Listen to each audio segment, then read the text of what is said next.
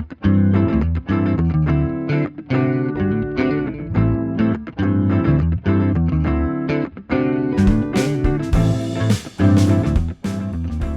this thing on? Yeah, I think so. Hey, what's up, everybody? Welcome back to another riveting, jaw-dropping, fashionably late Loud Love podcast. This is episode 9, and I am your host, Vinny Marone. If you are tuning in visually, hopefully you can see me. Hey, how's it going?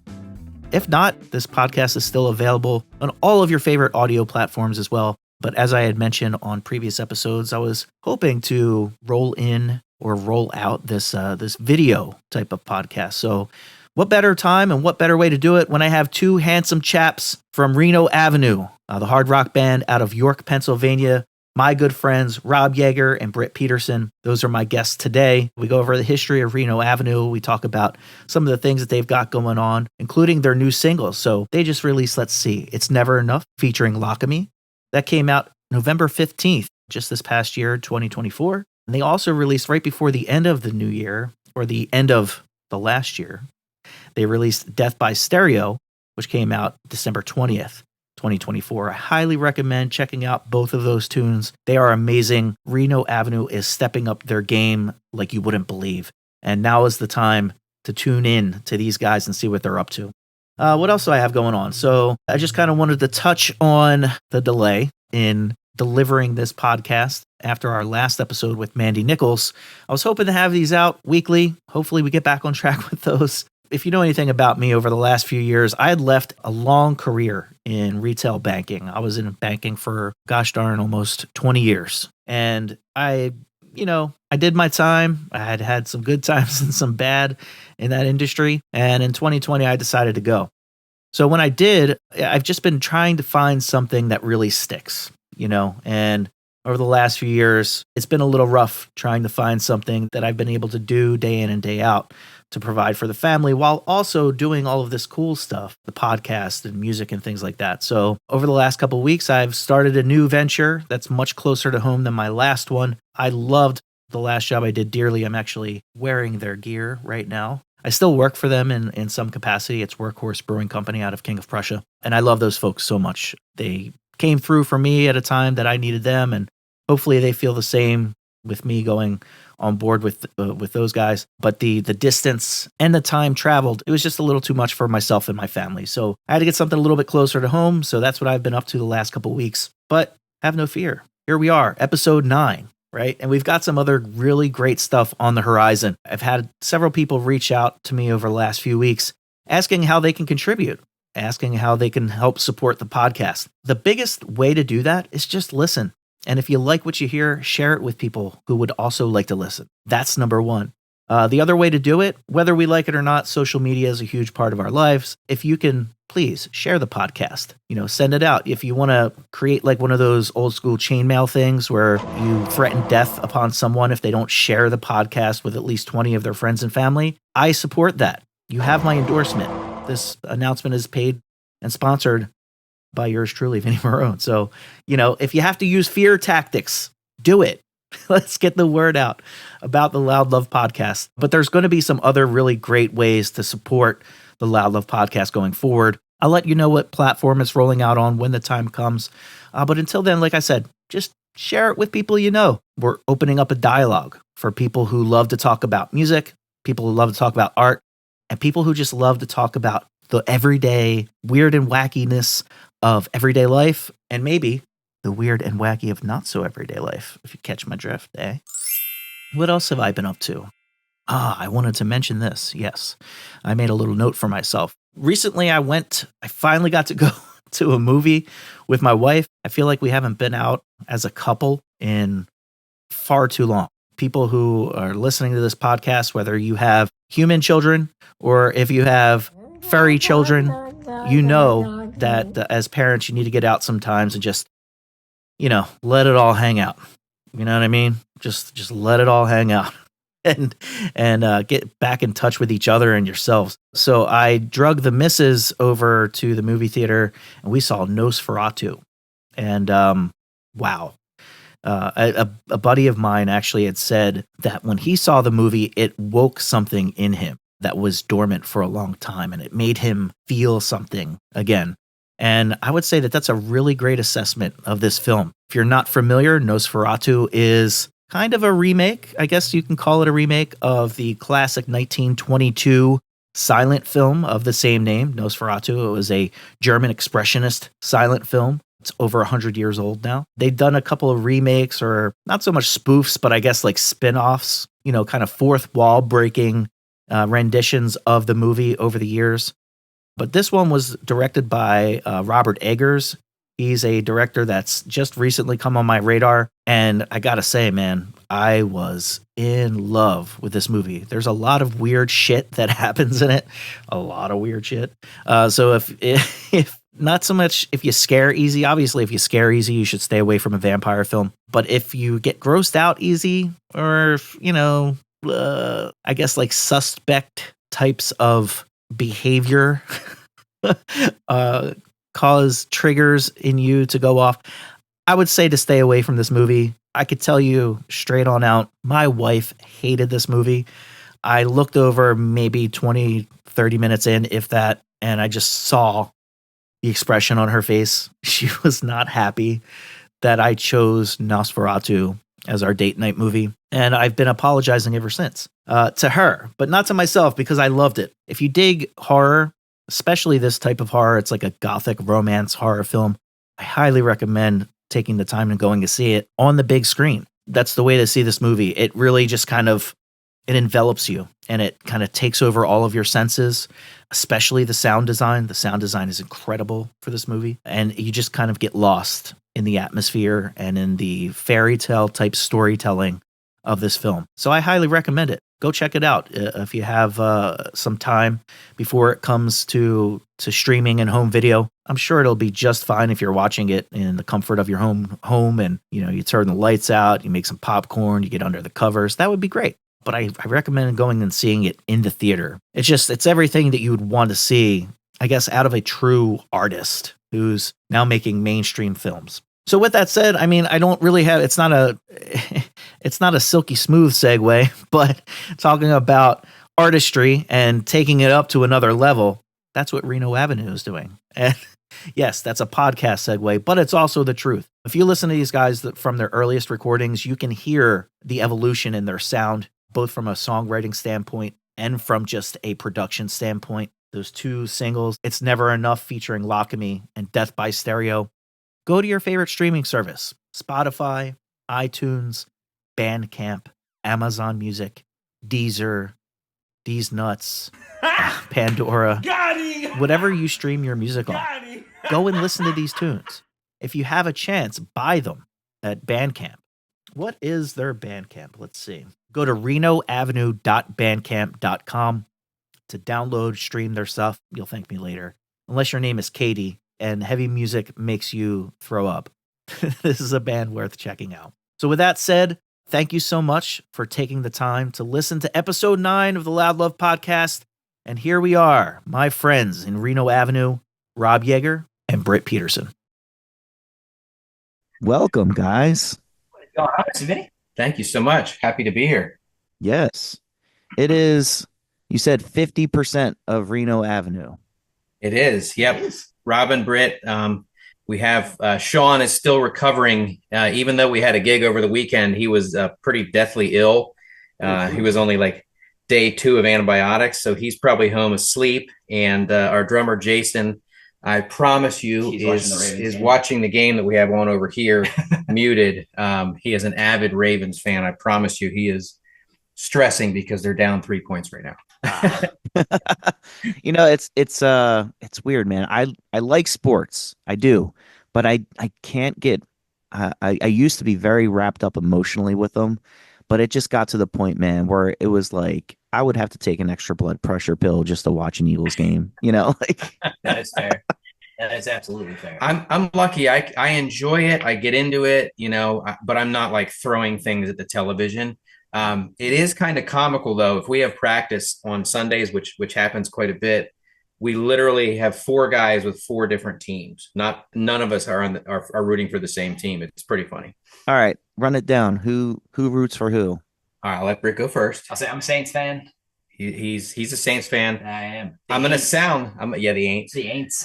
You had your day, like one We day. had a couple years. I am a light. I sound like a bandwagoner right now, but I am a 30 plus year Kansas City Chiefs fan. Okay. So I endured a lot of 4 and 12 seasons. I rooted long before Mahomes and Kelsey, and then Sean is a Steelers fan, and as mentioned, Jason is an avid Ravens fan. All right. Yeah, no, I actually I dig the Chiefs. My son is he thinks that they're the second coming of the Antichrist. And I'm just like, dude, like you got to stop. They first of all, we have a tie with Andy Reid from Philly, right? So I'll always root for that guy no matter what. Number one. Number Yep. two, when they got Joe Montana when I was like 10 or 11 years old or whatever it was, like I Yep. thought the Chiefs were cool for a little bit there. So I'm 100% with you. I was super stoked because I love Joe Montana. That, the 90s is when I started watching football, and that, the Aikman days and the Montana and, that was awesome. So I didn't even care if it was Joe Montana's twilight. To see Montana in a Chiefs jersey was amazing. I still have that Topps trading card. It's like it's got the gold foil at the bottom. That's Joe awesome. Montana in the Chiefs jersey. Yeah, I've got some signed stuff, and yeah, I collect all kinds of memorabilia, sports, movies, all that stuff. I if it's signed by somebody famous, I'll buy it. Nice. So Britt, What's up, uh, sir?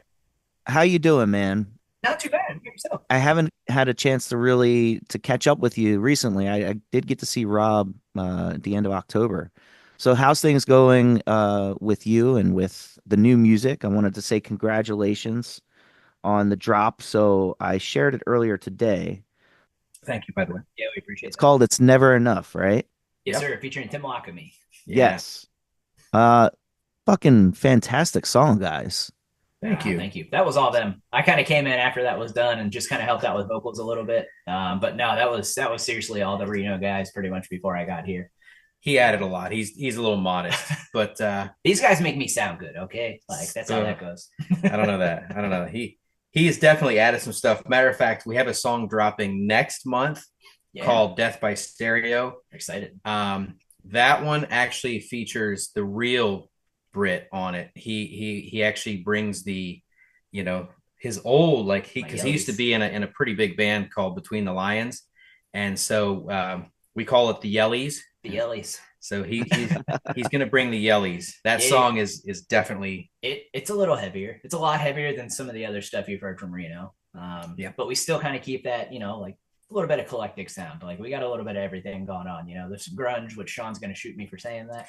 But we got the alternative. We got a little grunge. Like we got a little punk stuff from Rob. Jason and I are kind of like hardcore kids, so we add a little bit of that. But like seriously, all of us just kind of like have this perfect like blend and cohesion of music that just I don't know, everything just blends so well with us. And we all get along really well too, so that helps a lot. Yeah, man. I mean, you guys make great stuff. So give me a little bit of an origin story, if you can, of the band. And then if you wanted to dive a little bit into your individual origin stories, and then we'll kind of we'll see where the ride takes us from there. Sure. Cool. So Britt is our most recent member, even though he's been in the band, well over a year now. But so Sean and I actually played in a band together about 25 years ago. I'm joking. I'm sure yeah, shush. So it should be mentioned that in the band, you're talking to the baby and the old man. Which yeah, I'm the baby. The youngest by and like 10 years. the oldest members. So he loves to give me shit for that every chance he gets. So As well, he should. Us old guys got to take the lumps when we can. How about it? You know what? But it's true. But luckily, because we're old, we'll forget that they made fun of us real soon. So yeah, we played in a band actually with another guy that I know that Doug from Coffee with Lions. Yes. Yes, me and Doug and Sean played in a band called Harvey. And then life happened, kids, all that, whatever. So, fast forward to about probably 4 years ago, right around the time of the bubonic plague. And we just, Sean and I, we really hadn't even talked in forever. Like there was there was never animosity. It was just like he was off traveling, like defending the country in terrible sandy places. And I started a family earlier. He started a family a little later, and we just sort of started talking again. And we literally would just send each other clips and little things back and forth, and like, hey, what do you think of this? And that's just kind of how it started. And then he's like, hey, we're starting. I've been trying to get somebody to play guitar for this band. I got a girl who's really cool, and want to do this like in this moment kind of thing.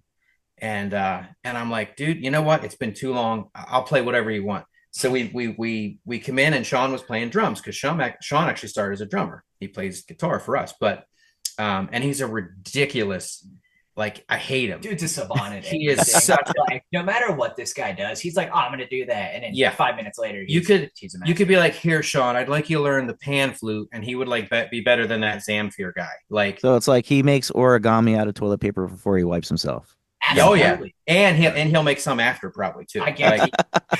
But so long story short, we tried this thing. The girl ducked out, and we ended up. Sean goes, well, I got a good friend, Jason, who could play drums. I could switch to guitar, and you could play bass, and you can sing again. And I'm like, okay. So we did. We sort of started doing that, and we ended up playing, the three of us, just kind of jamming, Jason and Sean and I. Sean, like I said, joined or moved over to guitar. And then we had Chris, CJ Wood, who's a good friend of Jason's, come in, and he played with us for a while. And he's still technically an honorary member. So, he's actually, if you look at the website, we're a 5-piece. It's just, he's got so much going on between the Bomb Shelter Studios, his solo stuff. He did a solo acoustic tour back in September. So enter Britt, because Britt is friends with Sean.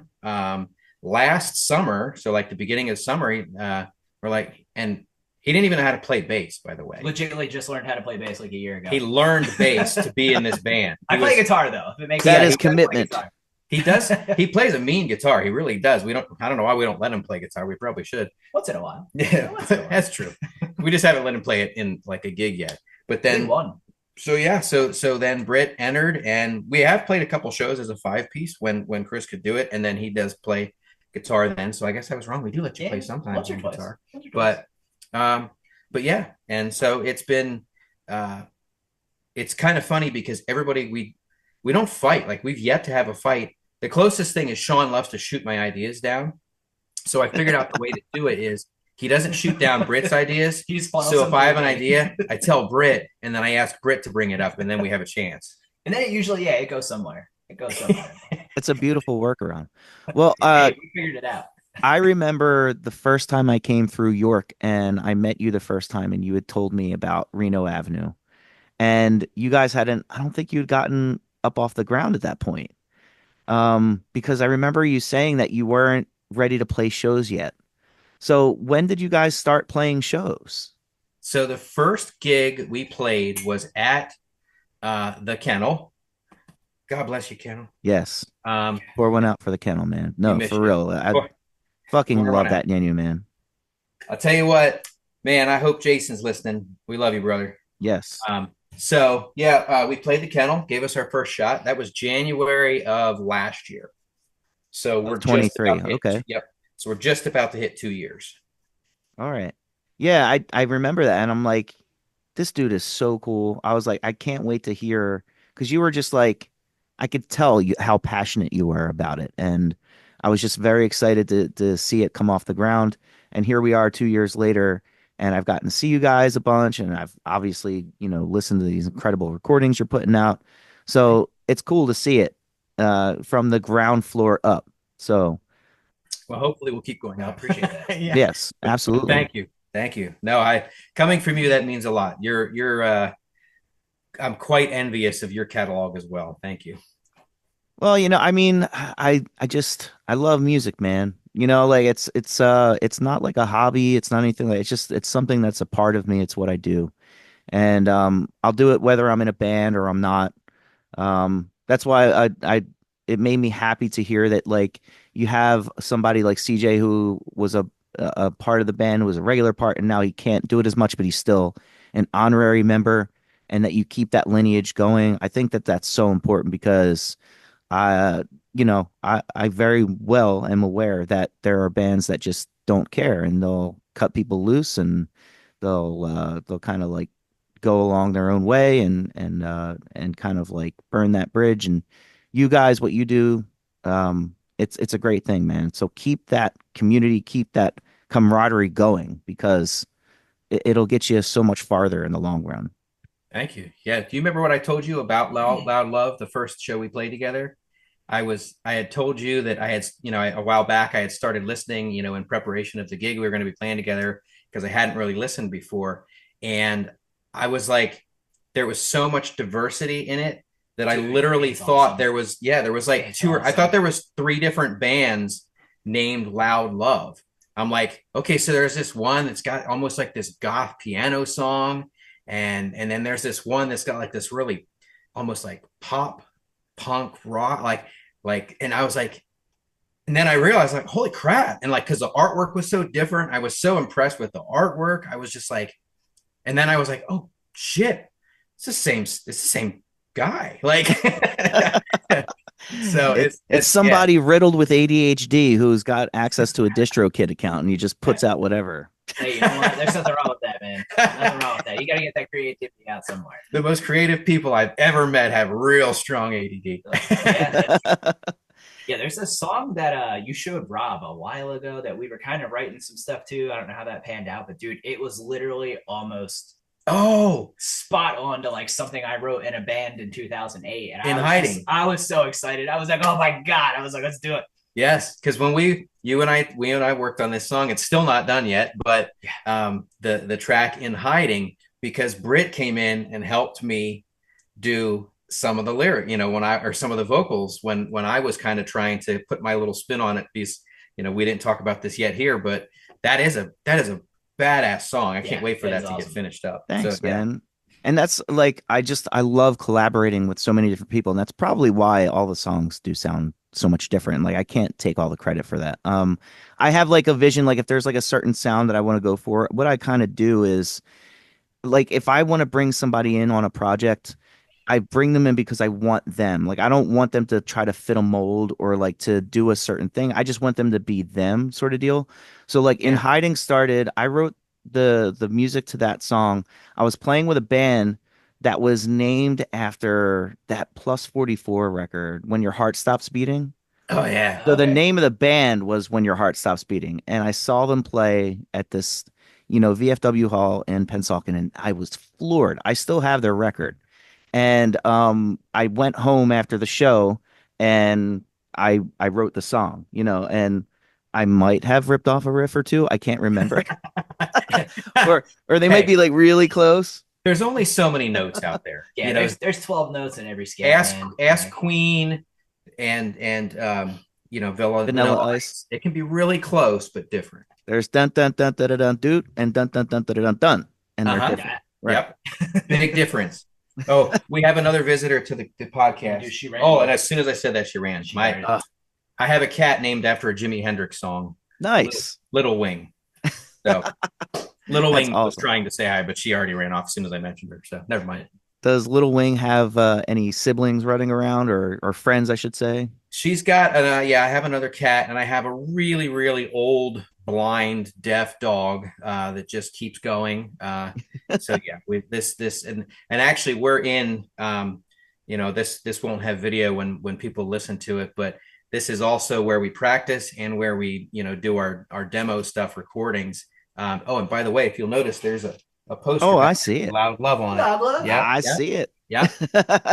Yep. I chose to print out some nice posters. Loud Love made the Wall of Fame. So I appreciate that, man. Yeah. Yeah. So, so much exciting stuff that you guys have been doing. So are you going to, I know that you mentioned the song that's coming out soon. Are you planning on putting it together, like all of the released singles into a record, or are you going to like do a full length or an EP at any point? So what we're hoping, I want to do vinyl. We haven't done any vinyl yet. And I long before it started coming back and long before freaking records were $40 a piece like they are now. I've always loved vinyl. I kind of collected it all the way through my life, just little bits here and there. And just over there, I got boxes and boxes of it, and I try to buy it when I go to shows because I think it's awesome. I was super stoked. I just got a limited edition helmet, 45. It's blue, which is That's awesome. Badass. But I would love to. So the plan is these two recordings that we've done, which I've got to put a plug in here, by the way, and I'm sure you know and heard of them. But Deep End Studios, Tony Corelli, in Baltimore.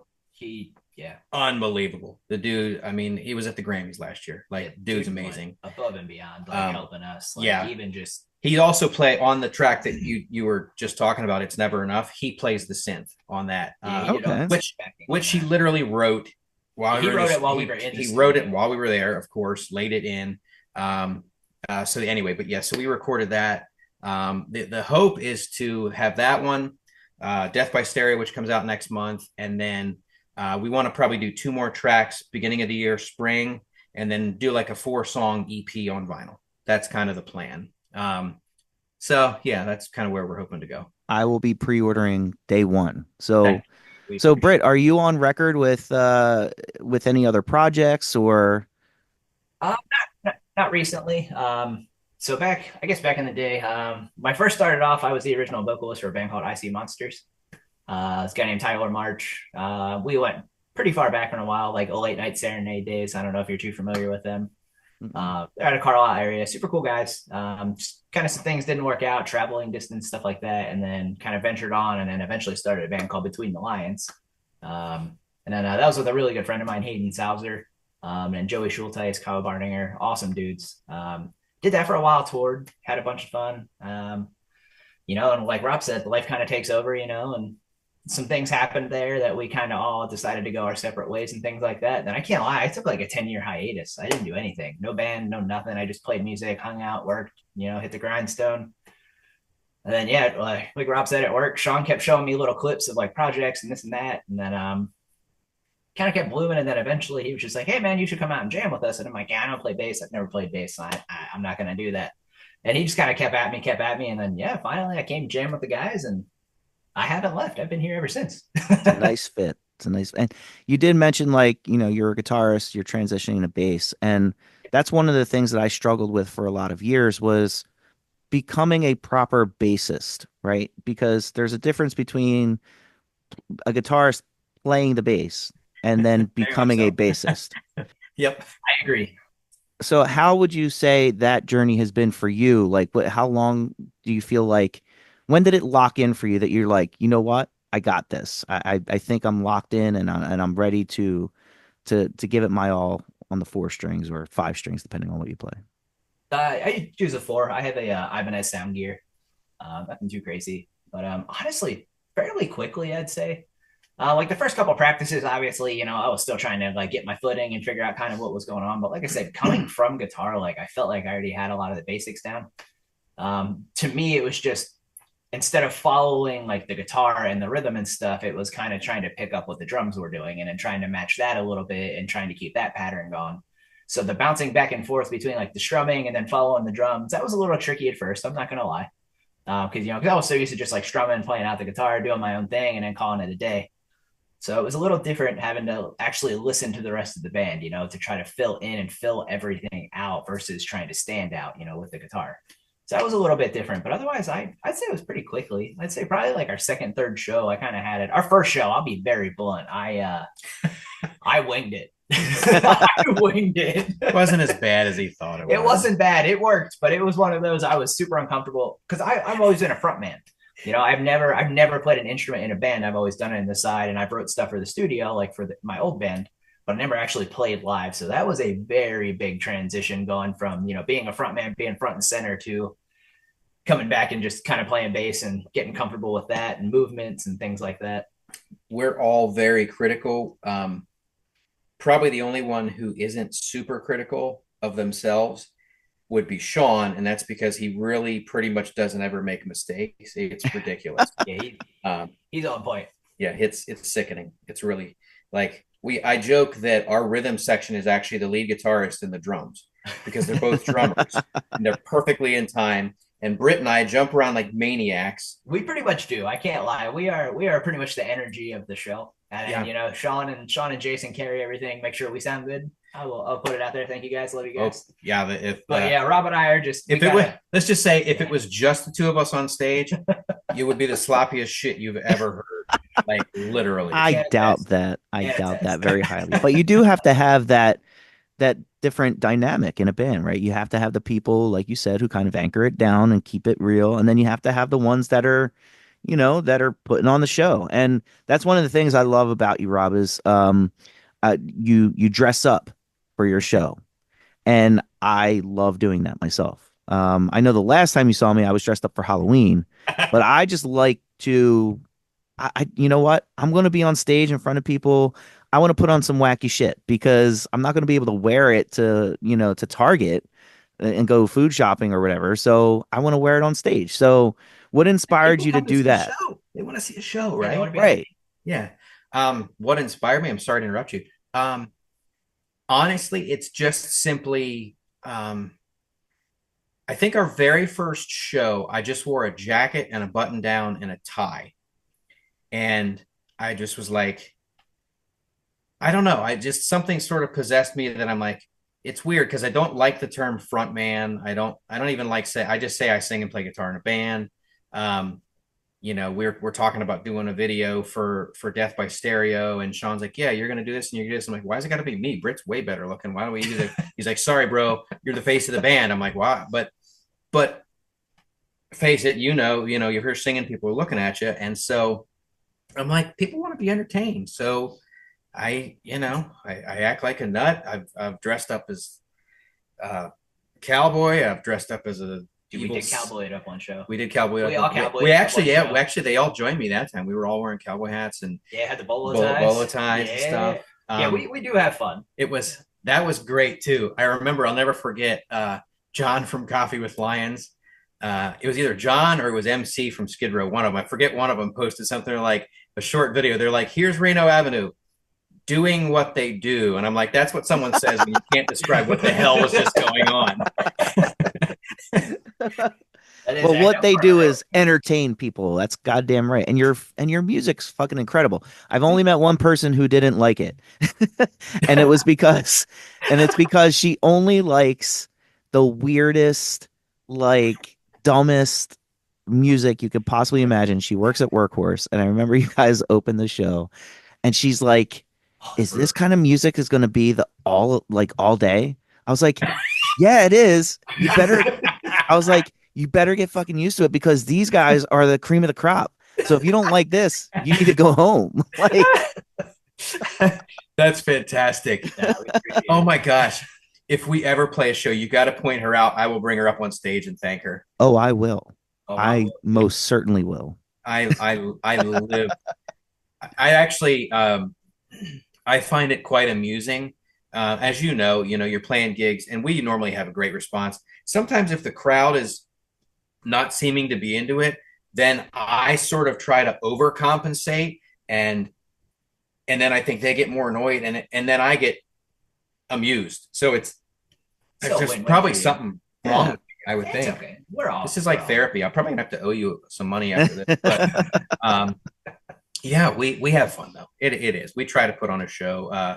Thank God for Britt because I'm not the only idiot up there jumping around. That's right, man. Yes, we got this. We're even trying to coordinate some of our jumps and stuff. But I was out of commission with a broken leg for a little bit, so he had to be the center of attention for a couple shows. But it was super awkward. Yeah. He literally had me in the middle of the stage, and I'm like, Rob, what are you doing? Do you still have the boot, or is the boot off? Oh no, I'm all good now. I'm good, thank goodness. Yes. Yeah. Well, that's awesome. Rob decided he wanted to take up skateboarding late in life, broke his foot, and then went out and bought another skateboard. I figured what better way to celebrate healing than to buy a nicer skateboard. I mean, that makes sense to me. Dude, I give you credit for getting back on it. I mean, I told you this when we were playing the show at the end of October that I think the most I've ever done on a skateboard was put one foot on it and the other foot was kind of, pushing me along on the ground. And I was like, nope, I am not meant to do this. I'm off. So, well, Clearly, I'm not meant to, but I didn't get the hint. So, yeah, I used to go wild skating. Yeah, this guy was like he was like semi-pro or some craziness. Not even that far, but I like to have some fun. I didn't even know he'd ever been on a skateboard, and he comes over for practice. We go out to the garage. He goes, "Let me see something." Boom, standing kickflip. And he goes, "Oh, I can still do it." I'm like, dude, no idea he'd ever even skated. So now I've asked him to become my Mr. Miyagi, and we're going to go to the skate park, and he's going to teach me so that I don't break my shit. Yeah, I unfortunately can't skate anymore. I've skated and snowboarded pretty much since I was a child. Loved it. I used to snowboard, and then I realized there's a lot more concrete than mountains around here and snow. So I picked up skating, but unfortunately, 2 years ago, I was involved in a pretty nasty car accident. Man, had a lady hit me head on. Dude, it happens, buddy. It honestly helped me with a lot of things and kind of put me on the trajectory I'm in now. Don't text and drive, kids. Yeah, legitly. That wasn't me though. I can. No, that was a lady who was texting. Essentially, make a long story short, I was sitting to make a left turn. There was a lady texting and driving, and she kind of swerved into my lane, hit me head on. That's awful, man. Unfortunately, I walked away with a lot of hardware in the hip, but I'm still here. I'm still kicking. That's the important part. You never know it that he's more machine than man when he plays on stage. I think whole whopping 13 screws and 2 plates. Oof. Yeah. Well, I mean, you definitely have the daredevil bone in you. You both do. And that brings me to... Oh, hold on one second. I love you too. Have a great night. That was my kid saying good night. Good night. I saw your girls perform. Yeah, you did. They came up and stole the show one time. They did. Yeah, they were on the stage at Skid Row. Yeah. But yeah, so I do this thing during these interviews where I'll ask a random question and then we play a little game at the end. So your random question, since you brought up being bad to the bone over there, my random question is actually pretty fitting today. I wrote this before I even knew that both of you guys skated. But here's my random question: would you or have you ever jumped out of a plane? I absolutely would. Yeah, I would. Heartbeat. I haven't, but I would. In a heartbeat. Yeah, I've always wanted to do it. I've done the indoor skydiving thing. That's super cool. I did the sky coaster thing where you drop 300 feet and swing like a bungee. I did that in Florida. That'd be pretty cool. I mean, I would probably need someone to push me once we got up there, but I'd freaking do it. All right, Vinny. So what Rob's saying is you got to come with us, and you're just going to Yeah, I don't know about that. Yes. So reverse question: are you coming with us? I'll be the one to push you out of the plane. There's a spot here. It's maybe 10 minutes down the road. They do skydiving stuff there, and every time I see them, I'm trying to chip away at the fear. I'm like, maybe one day I can do this, but I'm really dude, I just feel like if I got up there, my heart would just stop immediately. Definitely possible. Yeah, but I mean, how free you would feel though, just for those 40, 55 seconds. Oh my gosh. I've said my whole life, I have absolutely no fear of falling. It's that abrupt stop at the end that I worry about. That's right. Speed too, yeah. It's not the speed. Maybe I can arrange it that if that does happen, a dude's got me strapped on his back and I've croaked already. Maybe he can just let me off, and my final wish will be I'll land in the middle of the field Wile E. Coyote or whatever, and see how big of a splat Vinny can make. That'll be my final wish. That's a hell of a way to go out. It definitely is. All right. So we've got another thing I like to do, because obviously I love talking music. I mean, we could do this as many times as you want. You can come on and we could talk about music. We could talk about any upcoming releases and shows and all that. And I will have you plug everything you got going on. But before we do that, we have to do the rapid fire round. Oh, I like it. You guys want to do the rapid fire round? Absolutely. Of course. All right. So with this, it's like an association type game. So what I do is I have my trusty bell from the Hollywood Tower Hotel. Okay. And it's the star of the show. There will be some fun little music and voiceover stuff that happens within the game that you'll hear eventually, but I don't have it right now. So what I'm going to do is I'm just going to name something, and they're going to be the most random fucking things that you're going to imagine. It's my goal to throw you off the scent of where I'm going with these. Okay. And then you just give me a word or a sentence, and then we'll go on to the next one. So when you hear the bell, that's the cue to do you want us to alternate or each answer? let's do each answer. Let's see how that works out. You can go All right. first, sir. Okay. All right, Well, like I said, it's super classic. All right. So here we go. Rapid fire round. You're about to enter the Twilight Zone. Question number 1. Well, it's not really a question. It's a person. Madonna. Like a virgin. Pointy boobs. Touch for the very first time. Ooh, you already you only get one. All right. Both were excellent. Both were excellent answers. Okay. The Dead Sea Scrolls. A lot of salt. I don't know what it is. I'm sorry.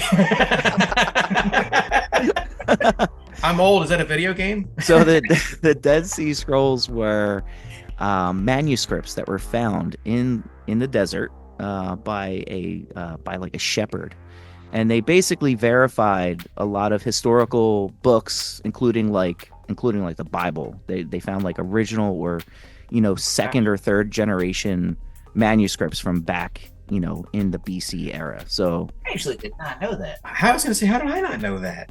yeah, it's Yeah, cool thank you for stuff. that. Actually, Yeah, I'm absolutely. gonna have to look that up. Thank you for that tidbit. Professor Vinny at your service.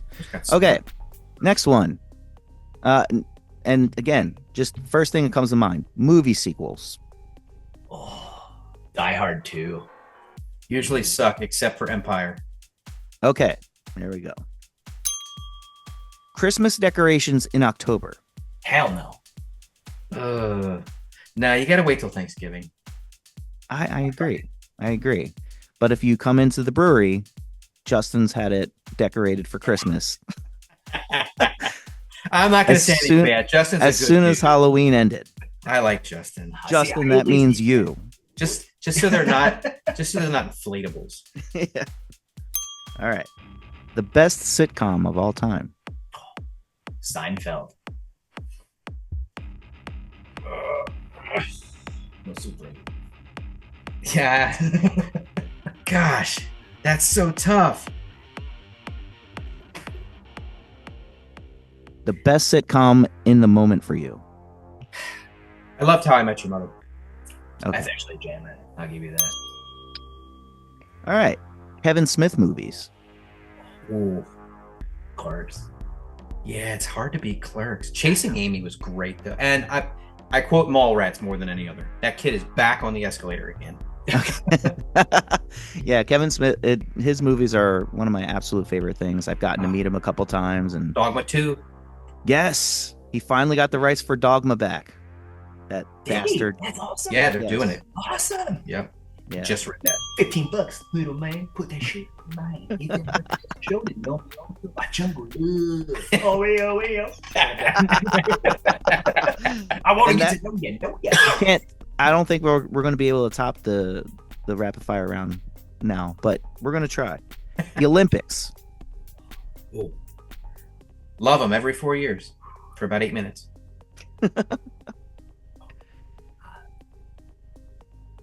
The Paralympics?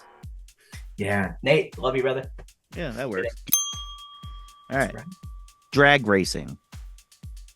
Absolutely. On a track, not on the streets. I think it would be more fun if it was people racing while they were dressed in drag. Okay. I can respect that. Okay. I can get down with that. All right. Double Dare or The Price is Right. Double Dare. No, don't forget to get your pet spayed and neutered, man. I have nothing against. One of the greatest moments in cinematic history was when Bob Barker kicked Adam Sandler's butt. That was so my funny. God, that was great. The price is wrong, bitch. Like, I love that. But Double Dare, man. Yeah. Adam Sandler actually just finished filming Happy Gilmore 2 in my town. Stop. Was it there? It was in Washington Township, New Jersey. Yeah. That's Oh, fantastic. that is awesome. Yeah. Shoot him. And the last one, the idea of souvenirs on vacation. Absolutely. Absolutely. I mean, yeah.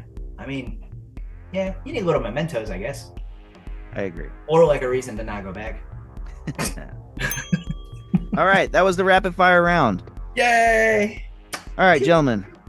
Zoom is telling me we've got 1 minute and 20 seconds left. So while we have this time left, I do want to say I had a blast. And please, if you want to do this again, just let me know. The door is always open. I would love to have you guys back on. But in the meantime, where can the people follow you? That's all you, brother. Oh, gosh. So you can check us out at renoavenuetheband.com. And everything we have released is streaming anywhere you stream stuff, obviously. We have the YouTube, we have the Instagram, we have the tweeters and the twitters and the tutors. We have all that different stuff.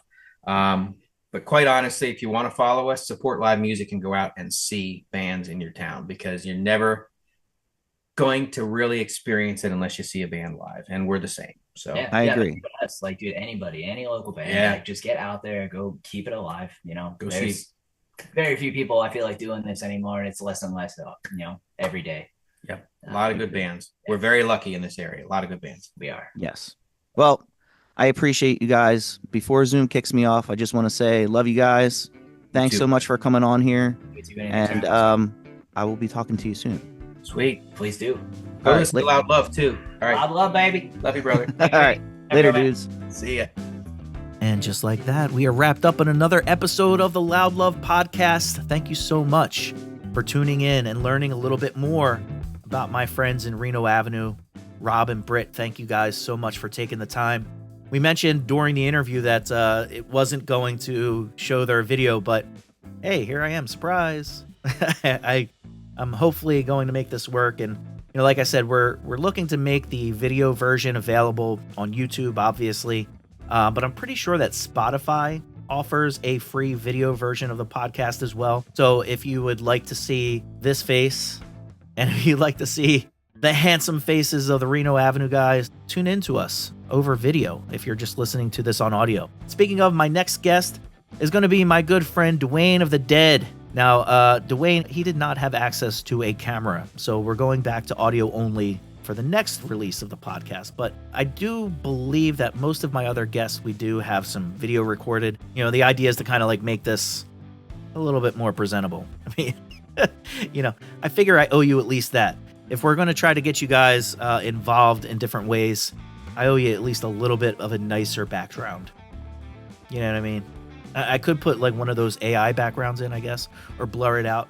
But I just wanted you to see just how chaotic my space is, because it's like a direct reflection of my brain. So now it's up to you. Come do your part. Come interact. If you see me post about this on Facebook, leave me a little comment. Let me know what you think about the episode. If you want to shoot me an email, loudlovemusicllc@gmail.com. You could send me an email there. You could direct message me. You could follow me on social media at loudlove.music. You like that? Yeah. So come and check us out. Subscribe to the podcast. Thank you for listening. Thank you for watching. And I'll see you again soon. These nuts. Got him. Got him. Rapid Penguin Productions!